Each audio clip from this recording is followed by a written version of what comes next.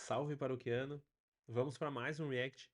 Antes da gente começar, antes de eu falar qual é o vídeo que a gente vai assistir, curte, te inscreve. Se tiver para quem mandar, compartilha aqui. Inclusive temos vídeos, segue no TikTok, segue no Instagram e os vídeos de lá estão saindo nos shorts aqui também, então dá aquele apoio nos shorts. Curte os vídeos, compartilha eles também. Comenta aqui no vídeo e vamos seguir aí pra gente, né, fomentar essa comunidade de paroquianos de aldeia, essa nossa grande paróquia de aldeia.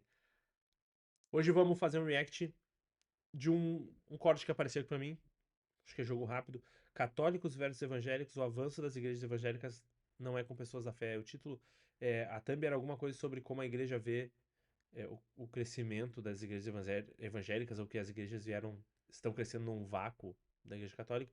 É um corte de um podcast com Guilherme Freire nos Irmãos Dias. Então, vamos lá. Ô, Guilherme, e como é que a Igreja Católica ela enxerga hoje o avanço da Igreja Evangélica? Aham. Veja, eu tenho o que eu enxergo, né? Não o que a igreja enxerga. Eu acho que assim, eu levo eu tenho pouca preocupação. Vamos lá, então, vamos quebrar isso em vários níveis. Primeiro, esse avanço da igreja evangélica, ele não é sobre pessoas de grande fé. Ele é sobre pessoas afastadas da religião em geral. Ou católicos de BGE.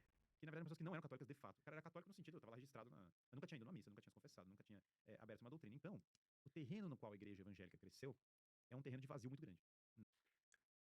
Duas coisas bem, pra mim, já bem curiosas aqui. Como a igreja vê esse crescimento das igrejas, a igreja católica vê o crescimento das igrejas evangélicas. De quem que ele tá falando exatamente, né? Ele quer saber como o Vaticano vê. Óbvio, eu entendo que talvez ele nem tenha. Ele nem saiba do que ele tá falando, assim, que resposta que ele quer, né? Até porque se ele falasse o contrário, o que a igreja evangélica pensa? Qual igreja evangélica, né? Bom, mas eles esperam uma resposta do Vaticano, dos bispos, né? Eu vejo que a gente tem, em geral, os bispos que falam sobre isso, que eu já vi pelo menos, me parece uma resposta bem vaga, assim. Existe uma preocupação, mas é meio. Temos que. As propostas são sempre vagas, né? Infelizmente. Mas a linha que o Guilherme Freire tá indo, acho que pra mim, parece bem correta, assim, que é. Dificilmente um católico praticante que tem uma boa catequese, que realmente vai nas missas, ao menos dominicais, que entendeu aquilo que ele está fazendo, se converte ao protestantismo. Normalmente é o contrário, né? O protestante que começa a estudar a fé dele, a fé protestante, vai chegar num nível que dali para frente é só se estudar catolicismo. E aí se converte. Por outro lado, a gente tem, de certa forma, talvez uma apostasia, não sei se daria pra chamar assim, mas a gente tem realmente pessoas que, por algum motivo, se dizem católicos, foram batizadas, ou em algum momento da vida estiveram dentro da igreja, seja através dos pais, seja algum tipo de pastoral, mas sem uma vida de fé realmente verdadeira, assim, sem ser um paroquiano de aldeia, sem ser um fiel, né, de chão de paróquia mesmo. E aí, claro, essas pessoas elas tinham um catolicismo já idealista. É como eu dizer que eu sou. Tinha um padre, o diretor espiritual do grupo de jovens, que ele dizia: não existe católico não praticante, assim como não existe ciclista não pedalante. Quer dizer, se tu não pratica, tu não é católico. Então, é só uma ideia de católico, é só uma tarja, né? Então, essa pessoa só tirava a etiqueta e botava a próxima. Me parece que a grande maioria seja esse caso. Na minha leitura. Esse terreno de vazio, então, essas pessoas começam a ler a Bíblia, se encantam às vezes com a pregação de um pastor específico, né? Porque esse crescimento, bom, primeiro, havia uma expectativa de que só ia crescer a igreja evangélica, a igreja católica só ia diminuir. E, na verdade, nos últimos anos, nós estamos vendo uma tendência de muitas conversões de jovens ao catolicismo. A gente está num cenário agora que tem 1.400.000 pessoas no Frei Gil, são as 4 da manhã para rezar o texto, que é o horário em glória. As igrejas nunca estiveram tão cheias no Brasil. Então, houve um crescimento muito grande do católico de verdade, não do católico de BGE, mas do católico real. A tendência, né, de longo prazo. Então, os países protestantes mais antigos, eles em geral têm hoje proteísmo, né? A gente está falando do norte da Alemanha, dos países escandinavos. Aprendi inglês aos Ô, 50 anos, maldição. graças a este método. You can do it too. Vamos começar. Uma coisa muito engraçada que Me parece que agora isso é uma coisa que é notada, até no vídeo anterior que eu fiz, um react do Renan Santos, do MBL, é uma coisa que é notada fora da igreja, né? Porque a gente sempre tem essa impressão, assim, algumas impressões de dentro da igreja. Se eu tô numa paróquia, eu vejo que costuma ter 100 pessoas por missa e agora eu tenho 150 pessoas. Nossa, é um crescimento de 50%. Só que quem tá fora, é, aquilo não é relevante, aquele número não é relevante ao ponto de impactar com que as pessoas de fora acabem tendo mais contato com pessoas católicas ou vejam, né? Tipo aquele negócio de, quando tu compra um carro, tu acaba vendo aquele carro todos os dias. As pessoas, nem todos os movimentos que pra gente, enquanto católicos, são grandes para as pessoas de fora, fazem com que as pessoas de fora da igreja se deparem com católicos. E me parece que isso está acontecendo agora, que cada vez mais as pessoas de fora da igreja estão tendo contato com pessoas católicas, e aí, por conta das conversões e por conta dos que já eram católicos e estão se abrindo e falando sobre isso, e que antes não falavam. Eu tive a experiência de falar sobre o protestantismo, né, de defender o catolicismo, nos países escandinavos, na Inglaterra e nos Estados Unidos. Então eu já tive, não nos países escandinavos que eu tive lá, mas para pessoas escandinavas, né. E é muito engraçado porque, em geral, se você faz uma crítica ao protestantismo nos Estados Unidos, na Inglaterra ou pro sueco ou norueguês, eles viram pra você e falam assim, é normal, faz sentido mesmo. No Brasil, as pessoas às vezes veem, meu Deus do céu, ele criticou. É muito engraçado porque, nesses países, o que aconteceu? Com o passar dos anos, as pessoas foram se tornando seculares. E até que eu conversei com um amigo americano, porque qual é um dos maiores fatores? É que quando você pega uma denominação protestante, primeiro que são várias. Então elas começam a brigar entre si, naturalmente, porque tem rachas, e daí o outro racha, daí o outro começa a rachar com o outro, aí começa a rachar, e aí racha com o racha do racha. Então há uma fragmentação muito rápida. Esse é um dos motivos porque as pessoas vão perdendo a unidade. Segunda coisa, como E, ao meu ver, os rachas e as discussões acontecem também na Igreja Católica. Haja vista que nós temos toda uma questão de, por um lado, teologia da libertação, progressismo, modernismo, do outro a gente tem tradicionalismo, tem sede-vacantismo, tem toda essa questão. A grande diferença é que a Igreja Católica, ela tem uma âncora. Uma âncora. Ela tem um lugar para se fiar, ela tem um lugar para se segurar, que é a Santa Sé, que é a figura do vigário de Cristo, né, que é Jesus na Terra. Então, a gente tem as igrejas evangélicas. Se eu sou um protestante de uma igreja X que está brigando, que tem uma divergência com a igreja Y, quem é o fiel da balança? Quem é que vai me dizer quem está certo ou errado? E na Igreja Católica nós temos isso. Apesar de tantas vertentes terem seus problemas, isso aconteceu na Idade Média entre ordens religiosas, por exemplo, e a gente sempre tem o juiz, aquele que diz o que é católico ou não. Então, essa é a grande diferença. não tem uma vida sacramental, é opt-in, né? Não, sou time Jesus, tal, então eu tô dentro. Você não confessa pecados necessariamente, você não tem necessariamente que ir ao culto, né? Porque também não tem Eucaristia que você vai receber e tal. Você tem, por óbvio, por mais que haja uma cultura, quando o pastor não tem o carisma, porque eu vou à missa para guardar o mandamento, guardar domingos e festas, e por Jesus Cristo, porque Jesus Cristo está na Eucaristia. Se o padre der a pior homilia do mundo, eu continuo indo à missa, porque eu tenho uma contra Jesus Cristo na Eucaristia. Mas pensa agora no evangélico. Quando o pastor não empolga, não há um motivo razoável do porquê ele deveria ir. Natural, o pastor não empolga mais, morreu, o pastor anterior. Não tem pra que ir, porque existe um elemento muito motivacional, sentimental, mas não tem o elemento objetivo alheio à pessoa do pastor. Então, quando você tem um padre, o pior padre do mundo, devidamente consagrado. E aí volta para aquilo. Os primeiros vídeos que eu fiz, os primeiros que deram uma bombada foram sobre ser seguidor de padre. Tem tudo a ver com isso. Olhem o que o Guilherme está falando aqui. Boa parte da motivação do fiel de estar em culto X ou Y tem a ver com a animação é, daquele culto, com a pregação, com o clima, com aquilo que é proposto, que tem a ver com a identidade, né? É uma expressão da identidade do pastor ou da equipe daquele pastor. E quando isso muda, é possível que as pessoas procurem outros lugares para suprir aquilo, né? Aquilo é de momento. E os seguidores de padre fazem isso, né? Só que a Igreja Católica, ela tem algo mais perene, que é a Eucaristia. Algo infinitamente perene, se dá para dizer. Quer dizer, para além daquele padre, nós temos Cristo,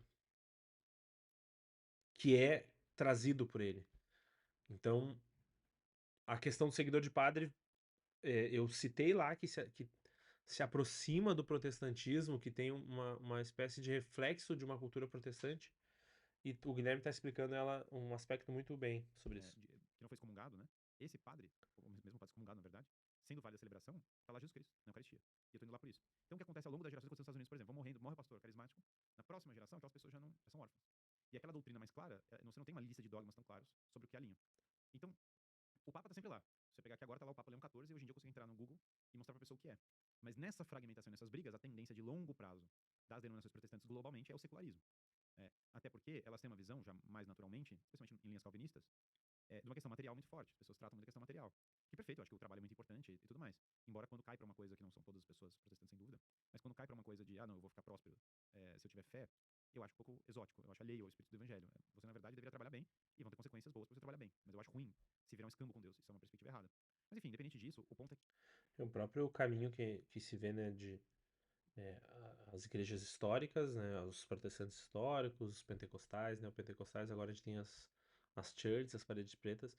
É possível ver um caminho de materialismo, assim, que tem as suas qualidades, especialmente na forma de atrair as pessoas, mas que é isso, hoje uma igreja dessas neopentecostais, pentecostais, que a gente entrava, podia ser numa garagem, uma cadeirinha de plástico. As churches, elas são em palcos, em auditórios, com projetores e com personal stylist para todo mundo estar na mesma, toda a equipe tá na mesma estética e tal.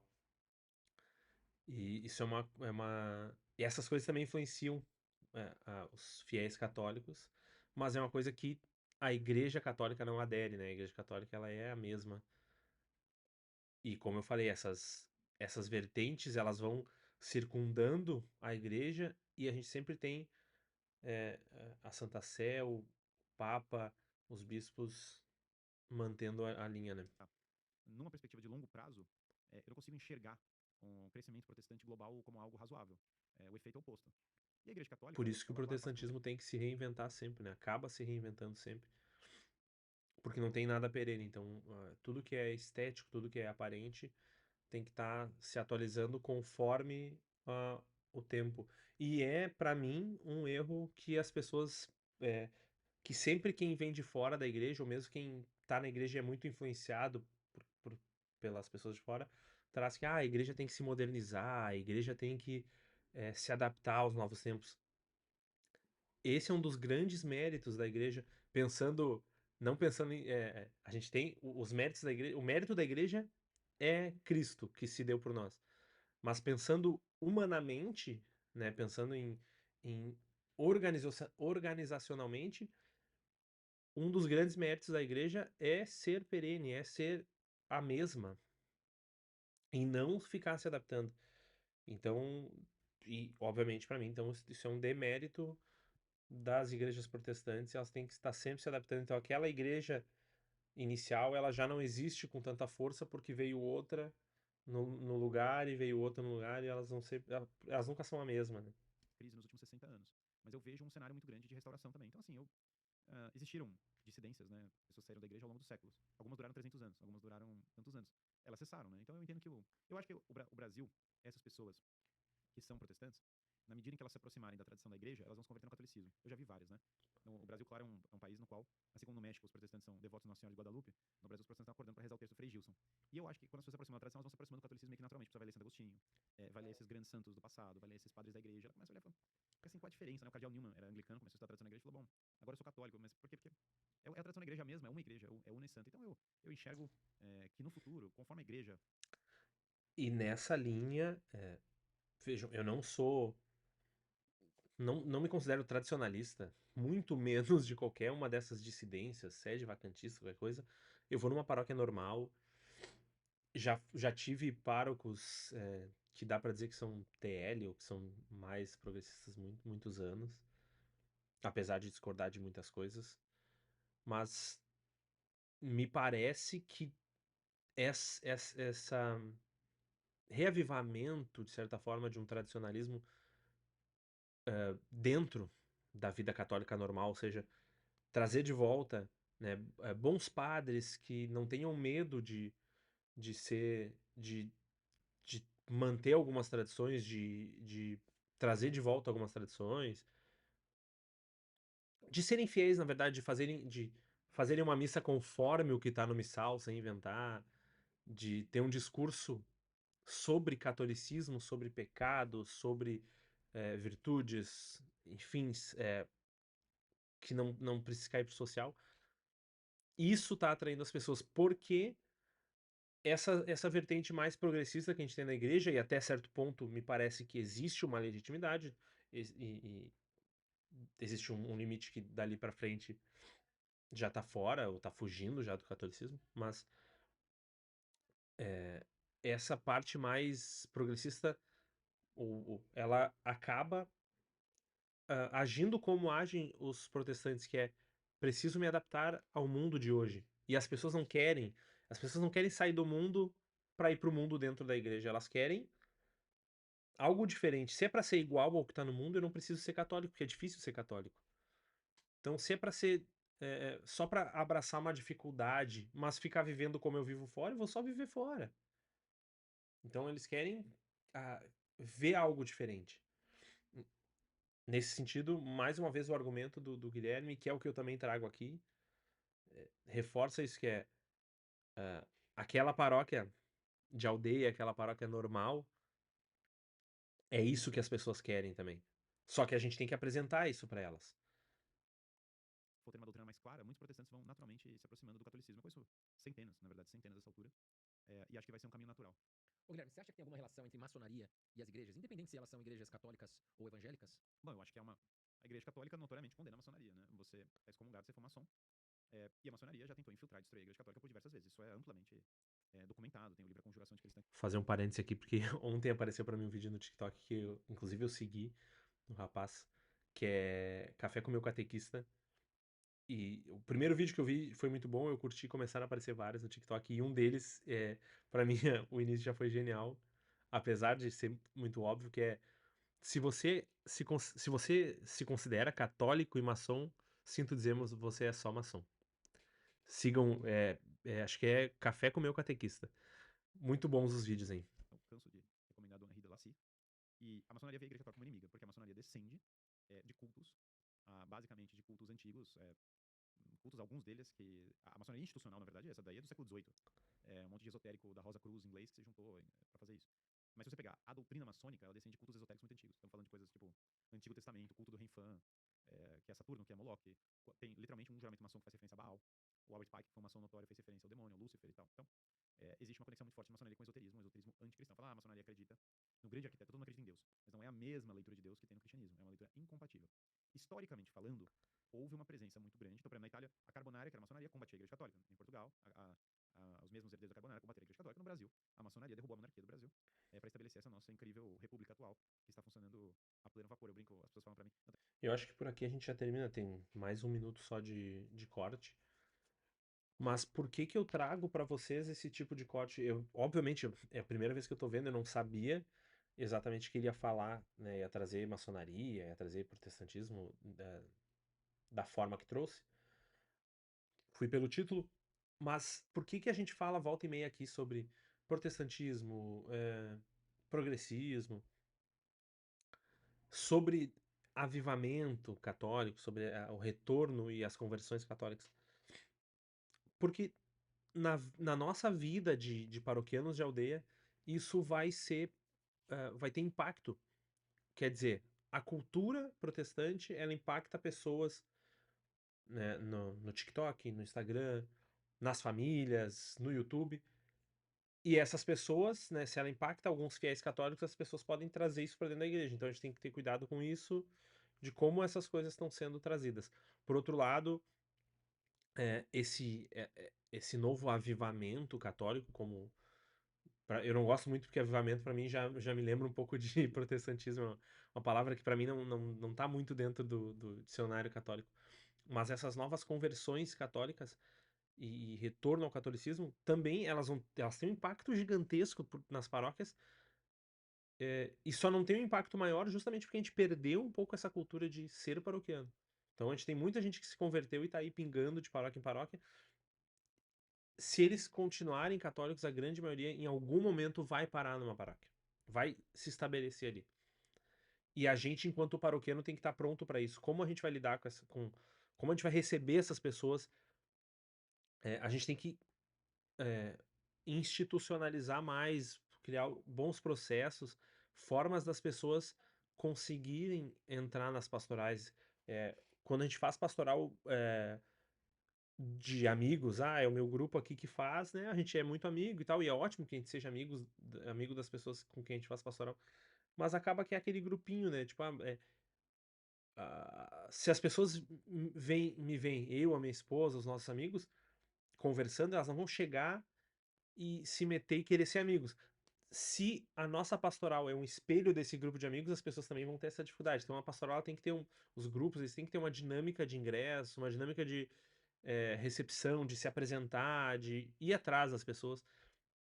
Inclusive, entendo que nos grupos em geral, movimentos, tal, a gente tem muito mais essa questão da evangelização, do convite. Nas pastorais isso acontece menos, as pastorais pensando numa Pascom, numa pastoral litúrgica, a gente tem essa estabilidade maior, não tem essa necessidade de giro, de vamos crescer para sempre, né? A gente cresce até que se estabeleça uma...